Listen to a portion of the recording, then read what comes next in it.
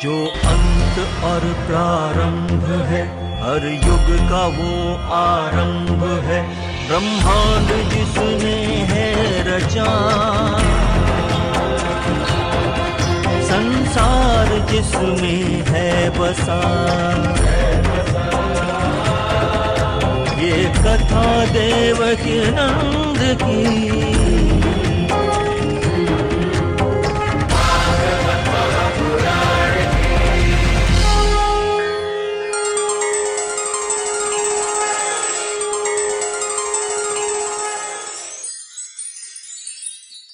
एक राजा था, हमेशा दीन दुखियों की सेवा में रहता था। हमेशा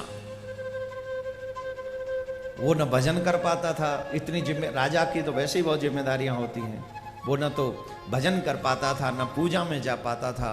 वो बस 24 घंटे प्रजा के दुख दूर करने में लगा रहता था। कोई दुखिया आ जाए तो रात का कितना भी बजा हो, वो उठ के उसकी मदद करता था। एक दिन वो वन में भ्रमण कर रहा था तो उसने एक दृश्य देखा। एक देवदूत है, उसके हाथ में बहुत बड़ा सा रजिस्टर लगा हुआ है। तो उस राजा ने उसको प्रणाम किया, पूछा भाई आप कौन हैं? बोले मैं देवदूत हूं। बोले आप देवदूत हैं? बोले जी। तो आप कृपा करके बताइए आपके हाथ में ये रजिस्टर किसका है? सुनना जरा ध्यान से, एकदम ध्यान से। बोले ये रजिस्टर किसका है आपके हाथ में? बोले ये रजिस्टर में उन लोगों के नाम हैं जो नित्य भगवान की पूजा पाठ अर्चना वंदना किया करते हैं। ऐसे लोग बड़े सुंदर और बड़े अच्छे होते हैं। ये रजिस्टर में उन लोगों के नाम है। राजा को बड़ी उत्सुकता हुई। राजा ने कहा जरा कृपा करके देखिए इस रजिस्टर में मेरा नाम है कि नहीं, मेरा नाम है कि नहीं। तो देवदूत ने वो रजिस्टर ओपन किया, करते गए। ज्यों ज्यों पेज बदलते जा रहे हैं राजा की धड़कन तेज होती जा रही है। बोले मेरा तो नाम ही नहीं, मेरा तो नाम ही नहीं। पर राजा ने सोचा मेरा नाम होगा भी कहां, मुझे पूजा पाठ की फुर्सती कहां मिलती है। कभी भजन नहीं करता, कभी नाम नहीं जपता, कभी मंदिर नहीं जाता, मेरा तो कहां इसमें नाम होगा। अंत तक देखा राजा का नाम नहीं। और देवदूत भी समझ रहा है कि राजा इतना अच्छा काम करता है, इसका नाम ना हो ऐसा संभव नहीं। वो बड़ा अपसेट देवदूत भी हो गए। पर फिर भी देवदूत ने कहा इसमें नहीं है, शायद कहीं और हो। राजा उदास मन से चलाया, लेकिन उसने प्रजा का दुख दूर करना दूर नहीं किया। करता ही रहा, करता ही रहा। उसके दिनचर्या वही बनी रही। एक दिन फिर वन में भ्रमण करने गया, वहां उसे वही देवदूत मिला। लेकिन अब के हाथ में, उसके हाथ में अब की बार भी देखा एक रजिस्टर है, लेकिन ये रजिस्टर बहुत छोटा है। वो रजिस्टर बहुत बड़ा था, ये रजिस्टर बहुत छोटा है। और राजा ने पूछा प्रणाम करके, महाराज प्रणाम, पर अब की बार तो ये रजिस्टर का कलर भी चेंज है और साइज भी छोटा है। इसमें बोले पहला जो रजिस्टर था उसमें उन लोगों के नाम थे जो भगवान को प्यार करते हैं, और इस रजिस्टर में उन लोगों के नाम है जिनको भगवान प्यार करते हैं।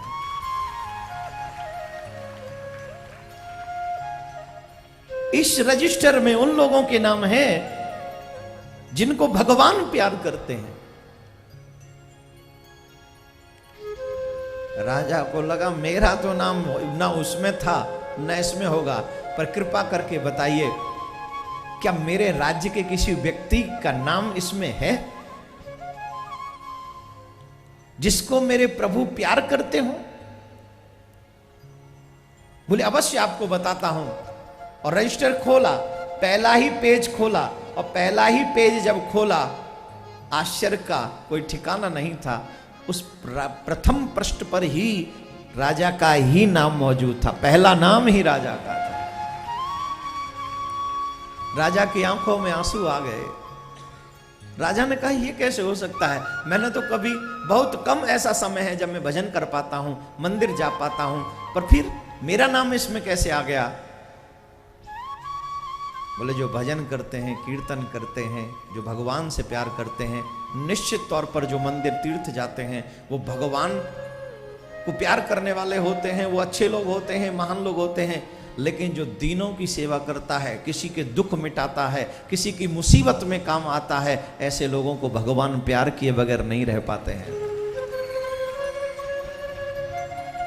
किसी के काम जो आए उसे इंसान कहते, किसी के काम जो आए उसे इंसान कहते, पराया दर्द अपनाए उसे इंसान कहते। यूं भरने को पेट अपना स्वान भी भर ही लेता है, भूख किसी दीन की मिटाए उसे इंसान कहते। जो किसी के दुख में सम्मिलित हो जाए, उसके दुख को दूर करे, जो दुख बढ़ाए वो नहीं, जो दुख घटा दे वही। मैंने एक दिन और कहा था, अष्टादश पुराणेषु व्यासस्य वचन द्वयम परोपकाराय धर्माय पापाय परपीडनम। जो किसी को सुख दे वो धर्म है, और जो किसी को दुख दे वो अधर्म है। जीवन में कोशिश करिए हम किसी को दुख न दें, किसी के लिए मुसीबत न बने, यही धर्म है। अब भगवान द्वारपाल बनकर राजा बलि के द्वार का पहरा दे रहे हैं, राजा के द्वार का पहरा दे रहे हैं वामन भगवान। अब बहुत दिन हो गए जब नहीं आए, वामन भगवान जब नहीं आए, नारायण नहीं लौटे, तो लक्ष्मी जी परेशान होने लगी, लक्ष्मी जी उदास हो गई। लक्ष्मी जी कह रही हैं, रोने लगी, तो नारद जी मिल गए। नारद जी से पूछा कहां चले गए नारायण भगवान? बोले वो आजकल उनको एक नौकरी मिल गई है, यहां आराम से कोई काम तो करते नहीं थे, सोते रहते थे, अब वो काम करने चले गए, जॉब मिल गई है, सरकारी नौकरी है, राजा के यहां नौकरी मिली है। कैसी नौकरी? बोले द्वारपाल की नौकरी। राजा बलि के यहां द्वार के पहरेदार बने हुए हैं। लक्ष्मी जी कहने लगी, वाह मेरे प्रभु, आपके भक्त क्या नहीं बना देते आपको, है क्या नहीं बना देते, और आप क्या नहीं बनाते। प्रबल प्रेम के पाले पढ़कर प्रभु को नियम बदलते देखा, अपना मान टले टल जाए पर भक्त का मान न टलते देखा। भगवान भक्तों की मर्यादा के आगे अपनी कोई मर्यादा नहीं रखना चाहते। भगवान हमेशा भक्तों के लिए खड़े रहते, अपना मान टले टल जाए, चाहे अपना मान चला जाए, लेकिन भक्तों का मान नहीं वो जाने देते। ऐसा तो उनका प्रण है, संकल्प है, स्वभाव भी है। मेरे भाई बहन, लक्ष्मी जी कहने लगी अब मैं क्या करूं, क्या मुझे उनके बिना रहना पड़ेगा? बोले नहीं, एक काम करो, राजा बलि की कोई बहन नहीं है और रक्षाबंधन आ रहा है। लक्ष्मी जी बोली समझ गई मैं। तो राजा बलि जहां के जा रहे थे, वहीं मार्ग में लक्ष्मी जी बैठकर रोने लगी, और कोई स्त्री रोए राजा के सामने, तो राजा को उसकी बात सुननी है। तो पूछा, देवी आप कौन हैं, आप क्यों रो रही हैं, आपको क्या दुख है, आपको क्या कष्ट है? वो कह रहे हैं, लक्ष्मी जी ने कहा भैया रक्षाबंधन आने वाला है, और मैं इसलिए दुखी हूं, मैं इसलिए रो रही हूं क्योंकि मेरे कोई भाई नहीं है, मेरे कोई भाई नहीं है, मैं इसलिए रो रही हूं। राजा बलि कह रहे हैं इसमें रोने की क्या बात है, देखो तुम्हारे कोई भाई नहीं है और मेरे कोई बहन नहीं है, आओ तुम मेरी बहन बन जाओ, और तुम मेरी बहन बनकर अपना भी दुख मिटा लो और मेरा भी दुख मिटा दो। आओ बहन मेरे घर चलो और राखी बांधो। लक्ष्मी जी तो आई इसी के लिए थी। चलो जी महाराज, चल दी, धर्म की बहन बन गई। जैसे ही नगर में प्रवेश किया तो सरकार पहरेदार बनकर प्रथम द्वार पर ही खड़े हैं। वहीं पे प्रथम द्वार पे ही खड़े। जैसे ही लक्ष्मी जी की नजर पड़ी, भगवान ने अपनी नजरें झुका ली। ये जो पति होता है ना, पति, एक पति नाम की व्यक्ति विशेष होती है संसार में। ये पत्नी के आगे हमेशा गर्दन ऊंची करके रखता है। नई नई शादी हुई हो, गाड़ी हाथ में हो, पत्नी बगल में बैठी हो, फिर इसकी ड्राइविंग देखो, देखिए कभी। हा कौन सा बनाला, कौन सा बाला है ये जो लोग अधिकांश जहां छुट्टी मनाने जाते हैं मुंबई वाले हैं? हाँ, अब मैं बोल नहीं सकता, कहीं ऐसा ना हो कि मैं कुछ और बोलूं और आप कुछ और समझें। घूमने जाते हैं लोग लॉन्ग ड्राइव पे अपनी देवी जी को साथ लेके, है ना, उनकी ड्राइविंग चेंज हो जाती है उस टाइम। और वहां भगवान जब देखे कि देवी जी यहां भी आ गई तो थोड़ा झुका लिया नेत्र। बोले ठीक है सरकार, आप इतने दयालु हैं कि अपने भक्तों के लिए आप कुछ भी कर सकते हैं। तो लक्ष्मी जी गई, राजा बलि की कलाई पर राखी बांधी, और जैसे ही राखी बांधी राजा बलि के नैनों से अश्रु बह निकला। पूछा भैया आप क्यों रो रहे हैं? बोले बहन मैं इसलिए रो रहा हूं, जीवन में आज पहली बार इस कलाई पर मेरी बहन ने राखी बांधी है। आज तक ये कलाई मेरी सुनी थी, कभी इस कलाई पे राखी नहीं बंधी। याद रखे मेरे भाई बहन, जिनके बहनें हैं उनको अपनी बहनों का मान सम्मान करना चाहिए। 2 दिन तो बहन की बहुत याद आती है, भैया जोज वाले दिन और राखी वाले दिन। लेकिन ये कलाई पे राखी बांधना सिर्फ राखी नहीं है, जीवन भर उस बहन के मान सम्मान को बचा के रखने की एक स्थिति है, एक ऐसी व्यवस्था है कि जिस भाई के कलाई पर राखी बांध दी गई है उस भाई को जीवन भर उस बहन के मान सम्मान की रक्षा करनी चाहिए। तो मेरे भाई बहन, राजा बलि बोले बहन तुम कुछ मांग लो। बोले नहीं भैया आपका दिया हुआ मेरे पास सब कुछ है, मुझे कुछ नहीं चाहिए। बोले नहीं कुछ भी मांग लो, कुछ भी मांगो, मेरा मन है आपको देने का, कुछ तो मांग लो। बोले भैया अगर आप देना ही चाहते हो ना तो वैसे तो मेरे पास सब कुछ है, सब व्यवस्था है, अकेली रहती हूं, कोई ढंग का पहरेदार नहीं है, तो जो आपके यहां सबसे बेस्ट पहरेदार हो, सबसे टॉप क्लास का वो पहरेदार आप मुझे दे दो। ओहो, बलि ने कहा ठीक है दे देंगे, लेकिन पहले ये बताओ तुम कौन हो? तुम कौन हो? कहीं तुम लक्ष्मी तो नहीं हो? बोले हाँ भैया मैं लक्ष्मी ही हूं। ओहो, मैं क्यों भूल गया था कि दोनों ही पत्नी और पति दोनों ही ठगियां हैं, पति पत्नी दोनों ही ठगियां हैं। एक ने त्रिलोकी ठग ली और दूसरी आ गई वो त्रिलोकी नाथ को ठग के ले गई। पर मैं दूंगा बहन, अवश्य दूंगा। क्यों? 2 ही लोग हैं जिनके सामने ये पूरे दुनिया के लोग हाथ फैलाते हैं, 2 ही लोग हैं, एक लक्ष्मी और एक लक्ष्मीपति। मेरा सौभाग्य तो देखो कि लक्ष्मीपति जब मेरे पास आए तो मैंने त्रिलोकी उनको दे दी। उन्होंने भिक्षा मांगी, 3 पग भूमि चाहिए, तो मैंने त्रिलोकी उनको दे दी। और जब लक्ष्मी मेरे पास में आई तो मैंने त्रिलोकी नाथ को ही उसको दे दिया। हाँ, थोड़ा बहुत दान करके हम लोग अपने आप को दान शिरोमणि समझ लेते हैं, नहीं?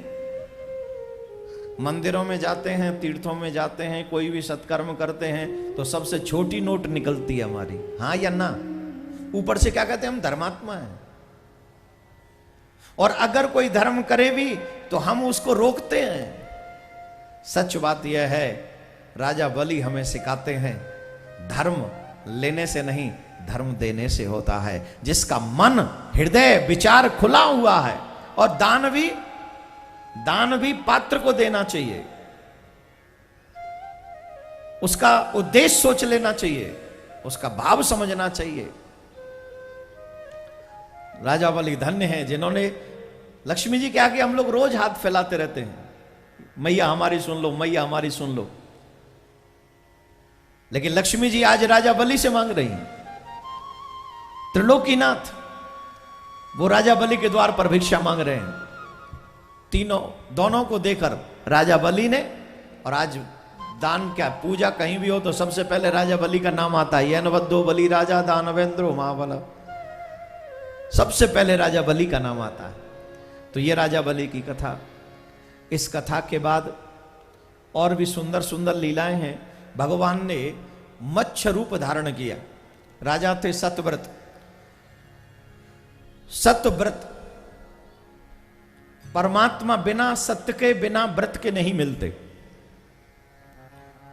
जब तक हमारे जीवन में सत्य नहीं होगा, जब तक हमारे जीवन में कोई व्रत नहीं होगा, तब तक परमात्मा नहीं मिलेंगे।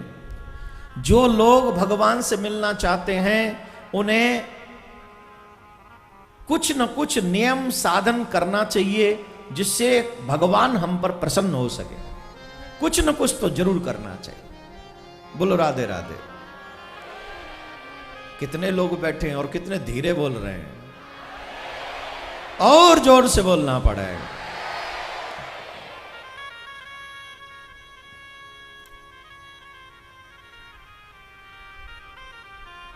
एकादशी का व्रत करने के लिए मैं आप सबसे कहता हूं, एकादशी का व्रत करने वाला व्यक्ति कभी नरक में नहीं जाता, यमराज के दूत उसका स्पर्श नहीं करते। इसलिए हमेशा एकादशी का व्रत भगवत प्राप्ति के लिए जीव को करना चाहिए। कौन कौन करता है? अच्छा, कौन कौन हमसे सुन के कथा में व्रत जिन्होंने एकादशी का शुरू किया है? देखिए हम कितने भाग्यशाली हैं, है ना? So sweet. धर्म करते रहिए, और एकादशी का व्रत किसी स्वार्थ के लिए मत किया करिए। संसारिक मनोकामना पूरी हो जाए उसके लिए एकादशी का व्रत नहीं, बल्कि भगवत प्राप्ति हो जाए इस मनोकामना के साथ एकादशी का व्रत करना चाहिए। भगवत प्राप्ति हो जाए। नारायण को बहुत प्रिय है एकादशी का व्रत। जो लोग एकादशी का व्रत करते हैं उन्हें नारायण बहुत प्रेम करते हैं। तो एकादशी का व्रत बहुत महत्वपूर्ण है। तो राजा का नाम है सतव्रत। तो राजा एक दिन कृतमाला नामक नदी में स्नान कर रहे थे। सूर्य को जल देने के लिए उन्होंने अंजलि में जल लिया। तो जैसे ही जल लिया उसमें एक मछली आकर बैठ गई। राजा ने वो छोड़ दी। फिर दोबारा जल लिया अंजलि में, फिर छोड़ दी, क्योंकि मछली फिर आ गई। तीसरी बार जब राजा ने जल लिया तो फिर वो मछली उसमें आकर बैठी और मानव की भाषा में कहने लगी, हे राजन, मैं तुम्हारी शरण हूं, तुम मेरी रक्षा करो, तुम मुझे बचा लो, क्योंकि मैं जिस जलाशय में रहती हूं यहां मुझसे बड़ी बड़ी मछलियां रहती हैं। आप अगर मुझे नहीं बचाओगे तो कोई भी जलचर मुझे समाप्त कर सकता है। और मैंने सुना है कि तुम बड़े धर्म रक्षक हो, तो धर्म रक्षक राजा को चाहिए शरण में आए हुए किसी भी जीव की रक्षा करे। उस मछली के मुख से मानव की भाषा सुनकर राजा बड़े प्रसन्न हुए और राजा उस मछली को लेकर गए, सुंदर से पात्र में रखा। लेकिन जैसे ही रख के कहीं गए थे तो इतने में मछली बड़ी हो गई। लौट के आए तो कहा, बोले राजा ये पात्र छोटा पड़ गया, बड़ा पात्र चाहिए। फिर उससे बड़े पात्र में रखवाया। थोड़ी देर बाद वो भी छोटा पड़ गया। फिर उससे बड़ा कुएं में डलवाया, छोटा पड़ गया। तालाब में छिड़वाया, तालाब छोटा पड़ गया। राजा ने कहा, महाराज आप कौन हो? मैंने आज तक ऐसी कोई मछली नहीं देखी जो इतनी जल्दी बड़ी हो जाती हो। आप कौन हैं? समुद्र में छुड़वाया और समुद्र में उस मछली में से मेरे प्रभु का प्राकट्य हुआ, नारायण भगवान का प्राकट्य हुआ है। भगवान कहते हैं आज से 7वें दिन संसार में प्रलय आ जाएगी। तुम समस्त संसार की वस्तुओं को लेकर नाव में बैठ जाना सप्तऋषियों के सहित। जब तक प्रलय कालीन समय रहेगा तब तक मैं तुम्हारी सुरक्षा करता रहूंगा। मैं इसी रूप में आऊंगा और तुम उस नाव को मेरे सींग से बांध देना। और वही हुआ। 7वें दिन प्रलय आ गई, समुद्र सारी सीमाओं को लांग गए। और जैसे ही समुद्र ने सारी सीमाओं को लांगा तो संसार में जल ही जल हो गया। फिर भगवान ने वही मछली का रूप धारण किया। ये राजा सतव्रत की कथा है। लेकिन मैं आपको एक कथा सुनाना चाहता हूं, बहुत प्यारी कथा है। भगवान के गजग्राह युद्ध, ये कथा जरूर सुननी चाहिए जीव को। क्षीर सागर के समय एक बहुत सुंदर उपवन था। उस उपवन में एक मस्त मत वाला हाथी रहा करता था। वो अनेकों स्त्रियों के साथ, हथनियों के साथ रहता था। उसकी संतान भी बहुत थी। वो इतना बलवान था कि उसकी गंध को सुनकर कोई भी हिंसक जानवर उस उपवन में नहीं रहता था। सब दूर दूर भाग जाते थे। और जो छोटे छोटे जंतु थे उस हाथी की वजह से बड़े चैन की जीवन जी रहे थे। वो एक दिन उस सरोवर में जल पीने के लिए गया। और जब जल पीने के लिए गया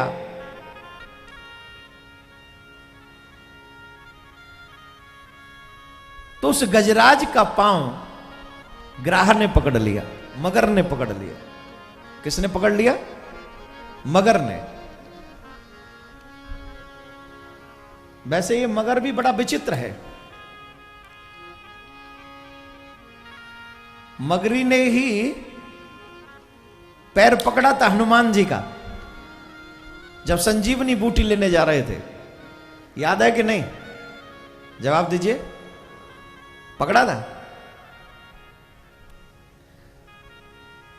हनुमान जी का पैर पकड़ लिया मगरी ने। तो हनुमान जी ने क्या किया? जोर से मुष्टिका का प्रहार किया। वो मर गई। मरी नहीं, वो दिव्य रूप को धारण कर लिया मगरी ने। हनुमान जी से कहने लगी, वाह महाराज, कोई आपके चरण पकड़े तो आप उसका ये हाल करते हो। बोले तुम शुभ कार्य में बाधा पहुंचा रही हो। वहां संत जी बैठे हैं और वो हमें दीक्षा देंगे, हमें स्नान करने के लिए आए, तो हमारा पैर पकड़ के डुबाना चाहते हो। बोले आपको डुबाना नहीं चाहती हूं महाराज, आपको बताना चाहती हूं जिसको आप संत समझ रहे वो संत नहीं है, वो रावण का भेजा हुआ दूत है। तो मगरी को थैंक यू कहा, धन्यवाद, आपने हमें बताया, अब इनको दीक्षा दे देते। ये हमें दीक्षा देने की बात कर रहे थे, हम इनको दक्षिणा दे देते। मगरी ने ही पैर पकड़ा हनुमान जी का, मगर ने ही पैर पकड़ा आदि जगत गुरु शंकराचार्य जी महाराज का, जब वो छोटे से थे। मां से कहा या तो मुझे जाने दो, नहीं तो ये मगर मुझे छोड़ेगा नहीं। तो मां ने कहा ठीक है जाओ। और आज मगर ने ही पैर पकड़ लिया किसका? गजराज का। पर सच तो यह है इस मगर ने ही तो पैर पकड़ा हुआ हम सब का। महाराज हम कथा में तो चले जाते मगर, महाराज हम तो कथा में पहले ही दिन से आना चाहते थे मगर, महाराज हमसे कथा छूट गई, हम तो चाहते थे कि एक सेकंड की भी कथा ना छूटे मगर, महाराज हम तो चल ही दिए थे घर से मगर, महाराज पूरी छुट्टी ले ली थी मगर। हाँ या ना? जो यहां नहीं आए हैं उनका पैर किसने पकड़ा है? जोर से बोलिए, जोर से बोलिए। और मगर से पैर छुड़ाना इतना आसान नहीं है। जब तक सदगुरु के चरण नहीं पकड़ लोगे तब तक मगर आपका पैर छोड़ने वाला नहीं। अगर चाहते हो कि आपका पैर ये मगर छोड़ दे तो सदगुरु के चरण पहले तुम पकड़ो। जब सदगुरु के चरण पकड़ लोगे तभी मगर तुम्हारा पैर छोड़ पाएगा। राधे राधे बोलना पड़ेगा। हाय हाय जोर से बोलना पड़ेगा भाई। किसने पकड़ा हुआ है? हम तो कल भी आना चाहते हैं मगर, है कि नहीं? हम तो महाराज रोज आएंगे मगर हमारे घर के लोग नहीं आने देते। घर में बच्चे हैं, स्कूल जाते हैं, मगर दूर बहुत है। आपकी कथा इस बार दूर बहुत है। अच्छा पास में होती तो क्या करते? इस अगर मगर को छोड़िए और ठाकुर के मिलने की सीधी डगर पकड़ लीजिए तो गोविंद तुम्हारा कल्याण करे। नो अगर नो मगर, सीधी डगर पकड़ो गोविंद से मिलने की। और वो भागवत में बताई जाती है। कौन कौन चाहता है ठाकुर से मिलने की डगर पकड़ ली जाए? हाय हाय, संडे की छुट्टी जिंदाबाद। नो मगर नो अगर, only on straightforward. I want to listen the Shrimad Bhagwat katha fully 7 days, पूरा सुनना है। अगर मगर दुनिया के लोगों को तंग करता है, भगवान के भक्तों को नहीं। और हां, जितने भी लोग यहां सुन रहे हैं अथवा आस्था यूट्यूब चैनल के माध्यम से पूरे विश्व में सुन रहे हैं, इस दुनिया में 2 प्रकार के लोग, एक भगवान को मानते और एक भगवान को नहीं मानते हैं। नहीं मानने वालों के गाल पे अगर तमाचा मारना है तो एक ही तमाचा है कि पहले ही दिन से इतना बड़ा जनसैलाब कथा में हुआ करे कि वो लोग परेशान हो जाएं और वो कभी एक न कहें कि हम भगवान को नहीं मानते, मजबूरन उन्हें भी भगवान की शरण में आना पड़ जाए। ऐसा पहले ही दिन से होना चाहिए। हम लोग भी तो ढीले पड़ जाते हैं ना, मगर अगर अगर मगर। क्यों? पहले ही दिन से, सिर्फ कृष्ण महोत्सव में नहीं, सिर्फ चौथे, 5वें, 6वें, 7वें दिन नहीं, हर दिन बड़ी से बड़ी संख्या में। कौन कौन चाहता है मैं अगली बार आऊं यहां?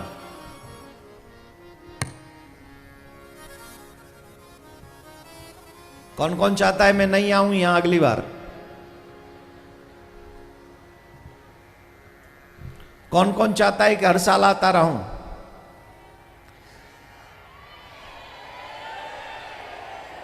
मैं ऐसा प्लान कर सकता हूं, लेकिन एक शर्त पे। आप प्रॉमिस करिए कि आप वो 7 दिन सिर्फ भागवत के ही नाम किया करेंगे।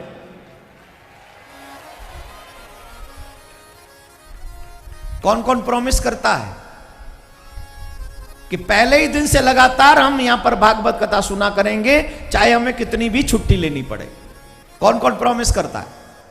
हाय मेरा बच्चा, so sweet, thank you so much. Radhe Radhe बोलना पड़ेगा।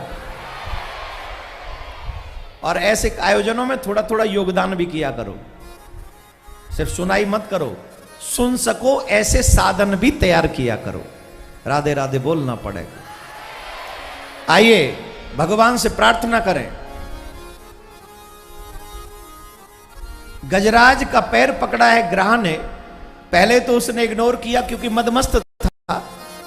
वो सरोवर में गया तो कभी कभी अपनी सूंड से पत्नी के ऊपर जल रहा है, कभी बच्चों के ऊपर जल रहा है। आज जाते ना हमारे लोग बच्चे और फैमिली के साथ में स्विमिंग करने, पैसे देके जल विहार करने जाते हैं ना सब। हाँ, गजराज भी, ये काम तो पशु भी करते हैं। तुम स्विमिंग पूल में स्विमिंग करते हो, गजराज तो सरोवर में, नदियों में करता है। तुम भी बच्चों के साथ मगन हो, वो भी बच्चों के साथ, परिवार के साथ मगन है। मैं हमेशा कहता हूं, हम में और पशुओं में यही अंतर है कि हम भागवत कथा सुन सकते हैं, पशु नहीं सुन सकते। हम अपना कल्याण कर सकते हैं, पशु अपना कल्याण नहीं करवा सकते। यही अंतर है हम में और उनमें। जब गजराज मुसीबत में फंस गया, प्रॉब्लम में आ गया, उसके बच्चे, उसकी पत्नी उसका साथ छोड़ के चले गए, सब छोड़ के चले गए। श्रोतागण,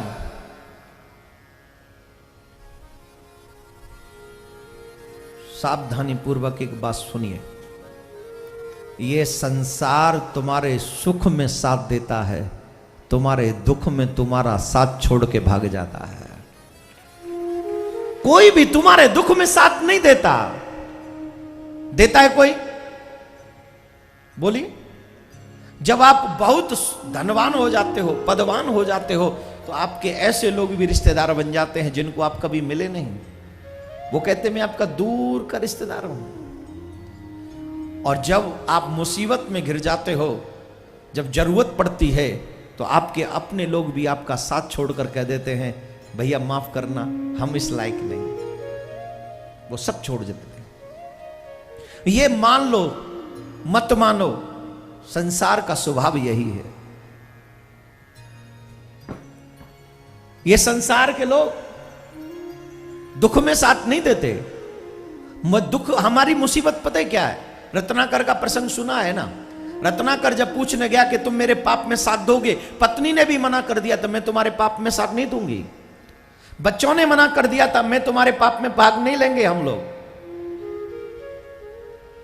जिन परिवार के लिए, जिस फैमिली के लिए, जिस संसार के लिए हम झूठ साच बोलते रहते हैं, वही संसार के लोग हमारे पाप में हमारा साथ नहीं देते। स्पष्ट मना कर देते हैं कि हम तुम्हारे पाप में साथ नहीं देंगे, भोगना हम ही को पड़ेगा। फिर किसके लिए इंतजार कर रहे हो भाई? क्या चाहते हो? Please don't play with yourself. अपने साथ खिलवाड़ मत करिए। आज गजराज ने देखा कि जिस परिवार पर मैं घमंड किया करता था, अभिमान किया करता था, जिस ताकत पे मैं अभिमान किया करता था, आज न वो मेरी ताकत काम आ रही है और ना ही वो मेरा परिवार मेरे काम आ रहा है। अब मुसीबत में हूं, अब मेरे कोई काम नहीं आ रहा है। जब कोई काम नहीं आता तब नारायण की याद आती है, तब गोविंद की याद आती है। पुकारिए जरा भगवान को मेरे साथ। हे गोविंद, हे गोपाल, हे गोविंद, हे गोपाल, अब तो जीवन हारे।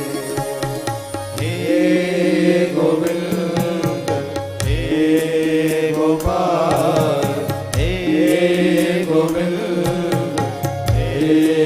गोपाल, अब तो जीवन हारे।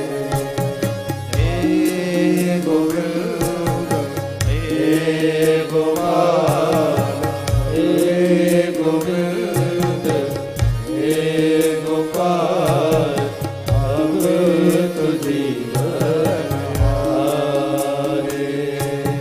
नीर पीवन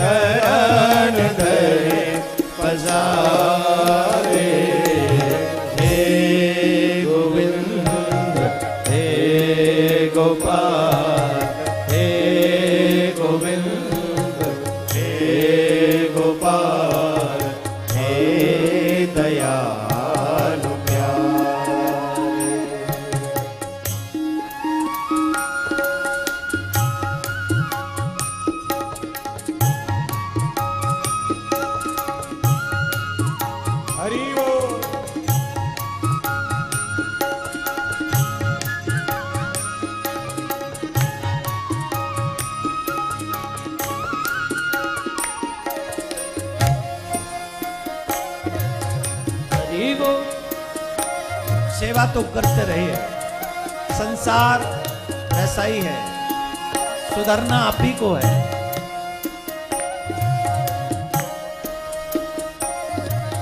द्वारिका में सब भयो, सोर भयो भारे, द्वारिका में सब भयो, सोर भयो भारे, संग चक्र गदा पद्म, संग चक्र गदा पद्म, करोड़ दे पधारे, हे गोविंद हे गोपाल, हे गोविंद हे गोपाल, हे दयालु प्यारे, हे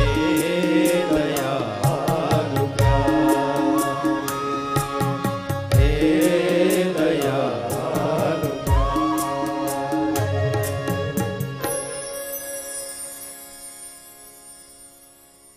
जिस परिवार के लिए गजराज पूरा जीवन दांव पर लगा दिया, कृपा करके बताइए वो परिवार क्या उसकी मदद कर सका? जवाब दीजिए, कर सका? नहीं कर सका।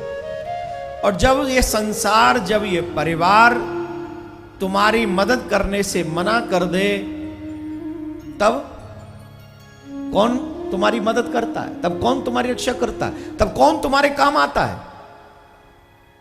भगवान। अब देखिए भगवान आ कितनी देर में गए। गजराज ने कब पुकारा? गजराज ने तब पुकारा जब जौ के बराबर, जौ के दाने के बराबर उसकी सूंड जल के ऊपर रह गई। जौ का दाना जानते हो ना? जौ देखा है? नवरात्रों में जो खेतरी बोते ना, वो जौ होता है। जौ के दाने के बराबर जब सूंड जल से ऊपर रह गई, तब उसने नारायण को पुकारा। जौ भर सूंड रही जल ऊपर, तब उसने नाम पुकारा। तब आए आधे नाम। भगवान आधा नाम सुनते ही दौड़ पड़े। कितना नाम बोले? आधा नाम। आधा नाम कैसे? गजराज ने कहा गोविंद। गजराज कहना चाह रहा है गो, और जैसे ही गो कहा, भगवान प्रकट हो गए। और जब तक गोविंद कंप्लीट हुआ, तब तक तो उसकी मुसीबत समाप्त हो गई। भगवान ने सुदर्शन चक्र से ग्राह को समाप्त कर दिया और गजराज को उस संकट से मुक्त कर दिया। आधे नाम, गोविंद पूरा हुआ, मुसीबत समाप्त, संकट समाप्त। अब आप लोग सोच रहे होंगे कि जब हम पे मुसीबत आएगी तो हम भी भगवान को बुला लेंगे, भगवान आ जाएंगे आधे नाम में, है ना? ये सोचिए, इस गजराज का पूर्व जन्म से ही संबंध है भगवान से। कुछ समय के लिए भूल गया है। संबंध अगर आपका पुरातन है तो भगवान आधे नाम में ही आ जाएंगे, और अगर संबंध नहीं है तो फिर तो संबंध बनाना पड़ेगा। और जब तक संबंध नहीं बनेगा तब तक हरि कैसे मिलेंगे, हरि कैसे आएंगे? सपोज एक बात बताओ, एक एग्जांपल देता हूं मैं आपको। आपके पड़ोसी आकर कहें, भाई साहब मेरी फलाने से लड़ाई हो गई, आप मेरी मदद कीजिए, आप मेरे साथ चलिए, आप जाओगे? जवाब दो। सोचोगे? अच्छा सोचता हूं, देखता हूं, है ना? और अगर आपका बेटा कहे, पापा मम्मी मेरी उससे लड़ाई हो गई है, आपको मेरे साथ अभी चलना पड़ेगा, चाहे वहां जाके फाइट ना करो, लेकिन जाओगे कि नहीं? उसकी रक्षा करोगे कि नहीं? जवाब तो दे दो। क्यों करोगे? क्योंकि उससे आपका संबंध है, पड़ोसी से आपका संबंध नहीं है। और जब तक आपका संबंध नहीं होगा तब तक भगवान भी कैसे आएंगे आपके पास में? आप बेटे के साथ इसलिए चले गए क्योंकि उसका संबंध आपसे है, और जब संबंध होता है तो संबंध निभाने के लिए हमको जाना पड़ता है। आप सबको यह चाहिए कि हम सब भगवान से संबंध पहले जोड़ें, भगवान से एक रिश्ता जोड़ें। पूर्व जन्म से ही इस गजराज का संबंध जुड़ा है, इसलिए आधे नाम में भगवान दौड़े चले आए और भगवान ने उसका संकट समाप्त कर दिया। अब प्रश्न उठता है, नाम पुकारा किसने? किसने पुकारा? गजराज ने। और भगवान ने कल्याण किसका किया? मुक्ति किसको दी? ग्राहक को। संतों ने कहा भगवान गजब है, करे कोई भरे कोई, नाम ले गजराज और मुक्ति हो जाए ग्राहक की। यह बात समझ में नहीं आई तो भगवान ने बहुत प्यारा आंसर किया, बहुत प्यारा जवाब हम सब कलयुग के लोगों के लिए दिया। भगवान ने कहा देखो, जो मेरी शरण में होते हैं मैं उनको बाद में तारता हूं, लेकिन जो मेरी शरण में आ चुके हैं उनकी शरण में जो आ जाता है उन्हें मैं पहले तार देता हूं। जो मुझे चाहते हैं और जो मेरे चाहने वालों को चाहते हैं मैं उनका कल्याण पहले करता हूं। अब आप लोग सब सोच रहे होंगे ये कलयुग की नई नीति होगी? कोई नई नीति नहीं है। सच बताइए, क्या हमारी इतनी कैपेसिटी है कि हम भगवान तक पहुंच सके? जवाब दीजिए। क्या हम इस लायक हैं? क्या हमारा भजन, हमारा तप, हमारा सत्कर्म, हमारी निष्ठा इस लायक है कि हमें भगवान देखे अथवा हम भगवान के पास पहुंच जाएं? बोलिए, जवाब दीजिए। सुबह 5 मिनट भी भजन बड़ी मुश्किल से होता है, उसमें भी नींद आ जाती है, मन नहीं लगता है। यस और नो?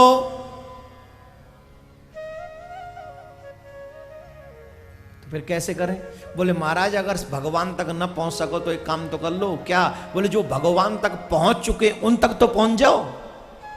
वो तो पहुंचना आसान है, वो तो दिखते भी हैं, सुनते भी हैं, बोलते भी हैं, उन तक पहुंच जाओ। बोले उन तक पहुंचने से क्या मिलेगा भाई? बहुत कुछ मिलेगा।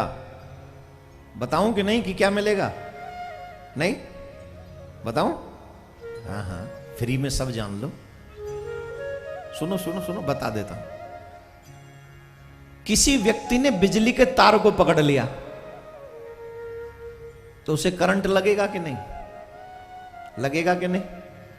और तुम उसको पकड़ लो जिसने बिजली का तार पकड़ लिया, तो तुम्हें तो नहीं लगेगा। क्यों लगेगा तुम्हें? उसके थ्रू करंट तुम तक पहुंच जाएगा, हां या ना? तो जो भगवान के सच्चे दास हैं, जो भगवान के सच्चे सेवक हैं, उन्होंने भगवान की भक्ति रूपी बिजली का तार पकड़ा हुआ है, तो उनमें बाकायदा पूरा करंट इस समय समाया हुआ है। अब हमें तो वो भक्ति का करंट दिखाई भी नहीं पड़ता, सुनाई भी नहीं पड़ता। हम क्या करें? बोले जिन्होंने उस तार को पकड़ रखा है बस तुम उन्हीं को पकड़ लो, और जब उनको पकड़ लोगे तो करंट तुम पर भी उतना ही असर करने वाला है। राधे राधे बोलना पड़ेगा। हाय हाय, जोर से बोलना पड़ेगा, और जोर से बोलना पड़ेगा। आनंद आ रो कि ना रो? ना रो? ना यारो तो पाप ज्यादा करे होंगे तुमने। जो पापी हैं उनने नहीं आवेगो, पुण्यात्मा ने तो आवेगो ही आवेगो, आई रोए और आवेगो आगे। तो भगवान ने ग्राह को इसलिए तार दिया क्योंकि भगवान का नाम पुकारने वाला गजराज उसके चरण पकड़ लेते इस ग्राह ने, इसलिए भगवान ने पहले ग्राह का कल्याण किया। और इसीलिए हम लोग कहते हैं गुरु साक्षात परब्रह्म। गुरु की शरण में चले जाओ, और जब गुरु के शरण में चले जाओगे, गुरु के चरणों का आशीर्वाद तुम्हें प्राप्त होगा, उनकी कृपा तुम पे प्राप्त हो जाएगी, तो निश्चित तौर पर भगवत कृपा भी होगी, होगी ही होगी।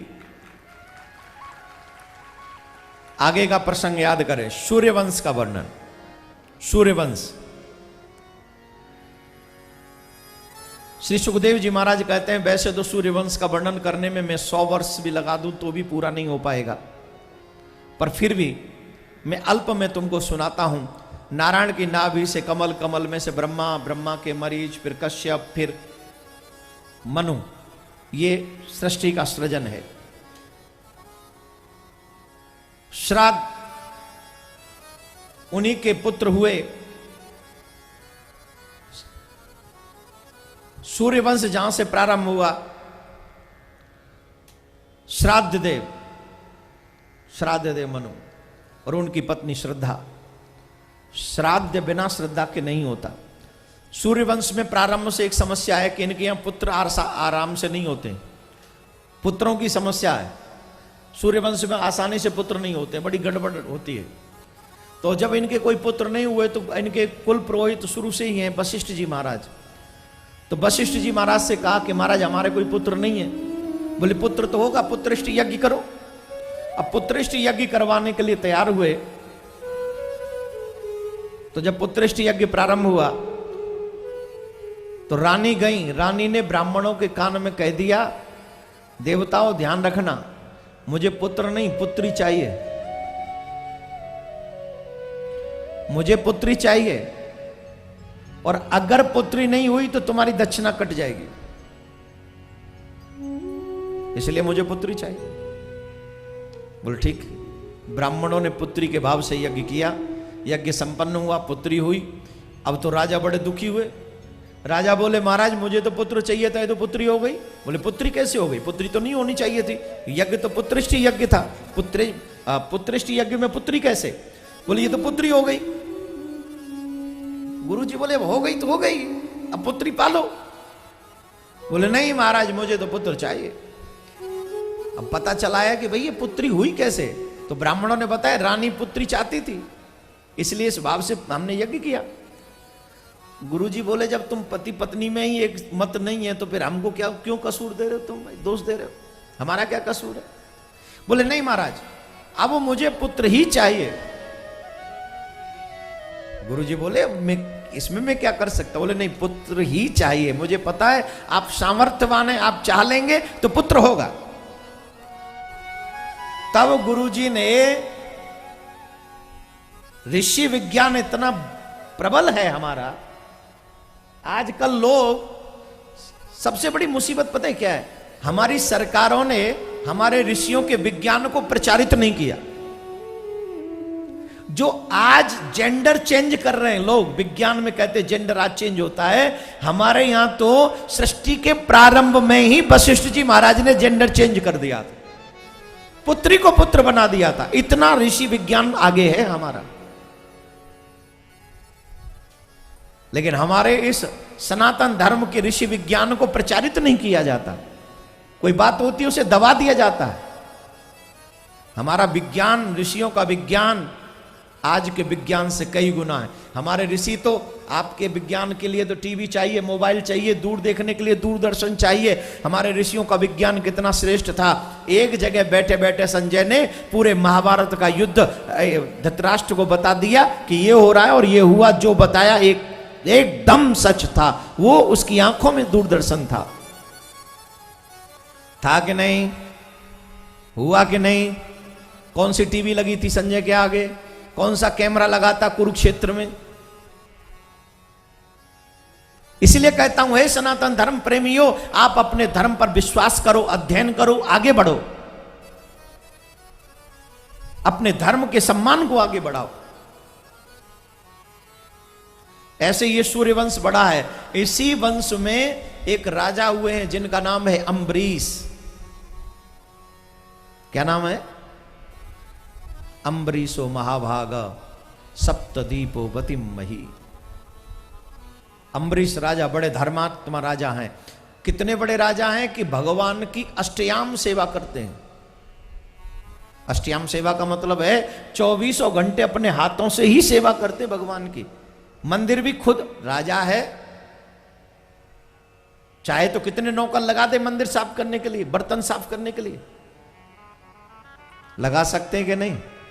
आजकल आदमी थोड़ा सा पैसे वाला हो जाता है तो मंदिर में पुजारी जी अलग ही रख देता है, हम नहीं आ सकते, तुम ही पूजा कर देना। हाँ जी कि ना जी, जोर से बोलो जी। और राजा खुद अपने हाथों से मंदिर में बुहारू लगाता है। 24 घंटे ठाकुर की पूजा में लगा रहता है। अब भगवान ऐसे भक्तों के लिए क्या करते हैं? बोले जो अपना सर्वस्व भगवान के चरणों में समर्पित कर देता है, उनकी पूरी जिम्मेदारी परमात्मा अपने हाथ में ले लेते हैं, अपने हाथ में ले लेते हैं।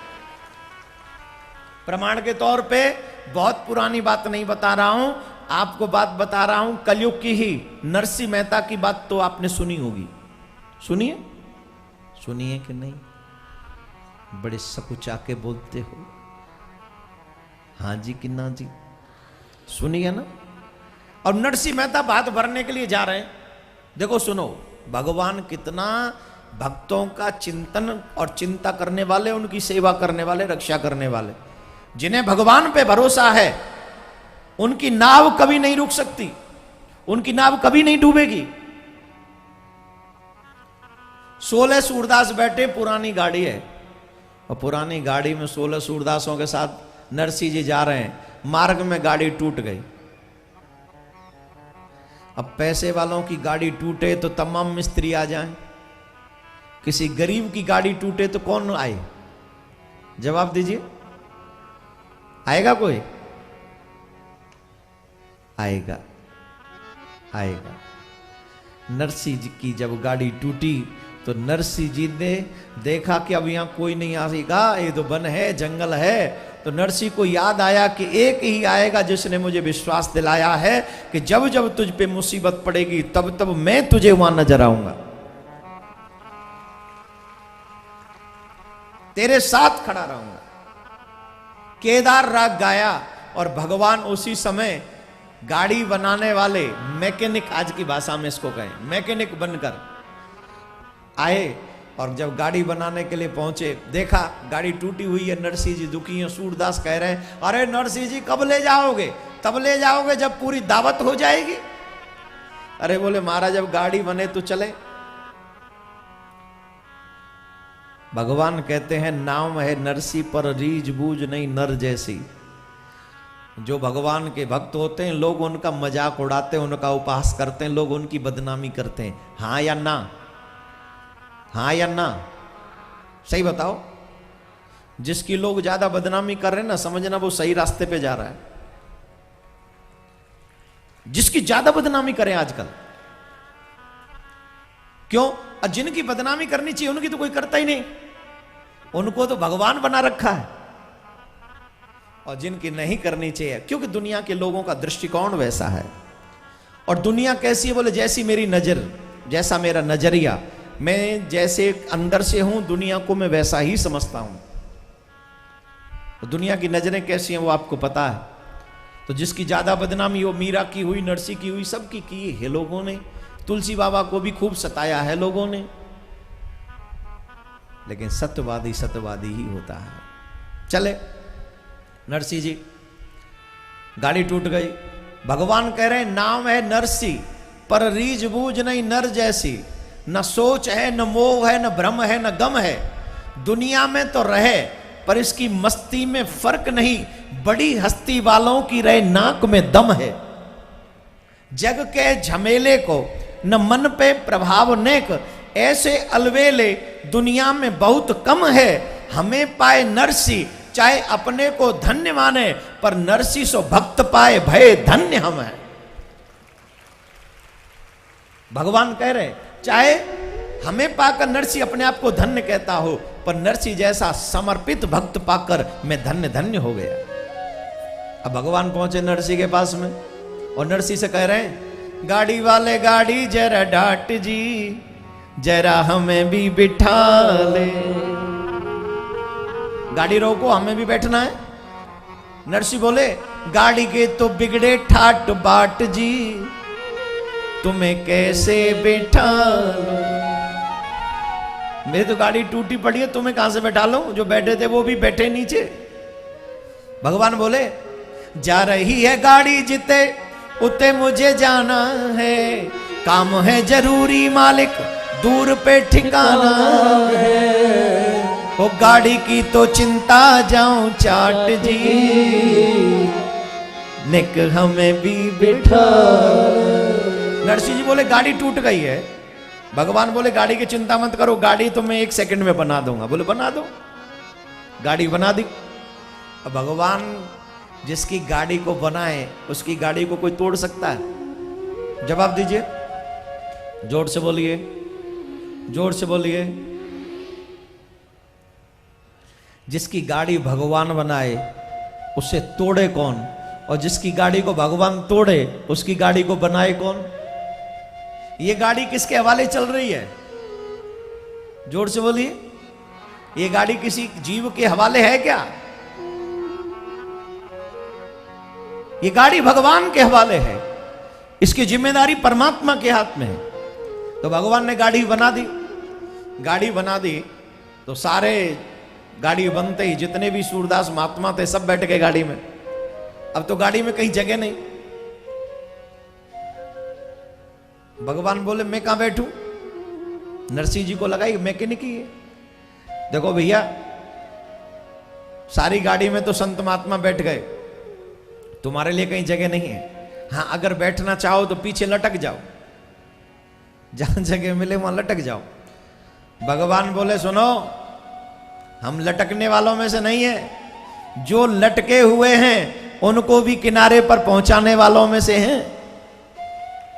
बोले क्या मतलब? बोले मतलब सीधा सा है, सुनो। हमें गाड़ी बनाने के साथ साथ गाड़ी चलाना भी बहुत अच्छा आता है। जो व्यक्ति अपनी गाड़ी हमारे हवाले कर देता है उसे बीच में रुकने नहीं देते, बीच में टूटने नहीं देते, उसकी गाड़ी हम ठीक ठिकाने पर ही पहुंचाते हैं।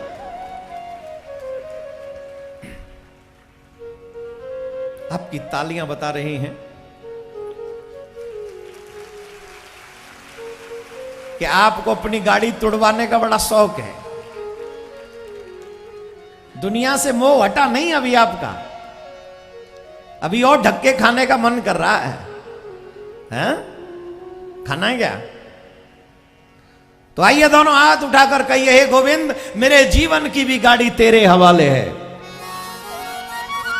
इसे सही दिशा देना, इसे ठीक ठिकाने पर पहुंचाना। हम लोगों को गाड़ी ड्राइव करना नहीं आता सरकार, लीजिए हमारे जीवन की गाड़ी तेरे हवाले है। तू जाने तेरा काम। नरसिंह जी की गाड़ी ठिकाने पे पहुंचा दी भगवान ने। नरसिंह जी से कहने लगे मुझे जाना है। बोले अभी मत जाओ, अभी दावत होगी, हम बेटी के यहाँ जा रहे हैं, दावत में कुछ खा पी के जाना, तुमने गाड़ी बनाई, बड़ी मदद की है। भगवान बोले अपना पता नहीं है, हमें भोग लगवाएंगे, हमें दावत खिलवाएंगे, खुद का पता नहीं है। भगवान कहते हैं सब संतन को राम राम है, चरणन माहि प्रणाम। आप भी कर लो। सब संतन को राम राम है, चरणन माहि प्रणाम। आय मिलूंगो फिर कबू, सुबह नहीं तो शाम। जो व्यक्ति, भगवान ने इशारा किया है, यह बहुत बड़ा सूत्र बताया है भगवान ने। जो व्यक्ति भगवान के संतों के चरणों में प्रणाम करता है, सुबह नहीं तो शाम, देर या थोड़ी और देर बाद उसे परमात्मा मिलता ही मिलता है, इसमें कोई दो राय नहीं। मैंने आपसे हमेशा कहा है 3 लोगों का अपराध मत करना। किन लोगों का? याद है कि नहीं? कौन? संत, ब्राह्मण और भक्त। इन तीनों का अपराध करोगे तो अपनी दुर्दशा के खुद तुम जिम्मेदार होगे।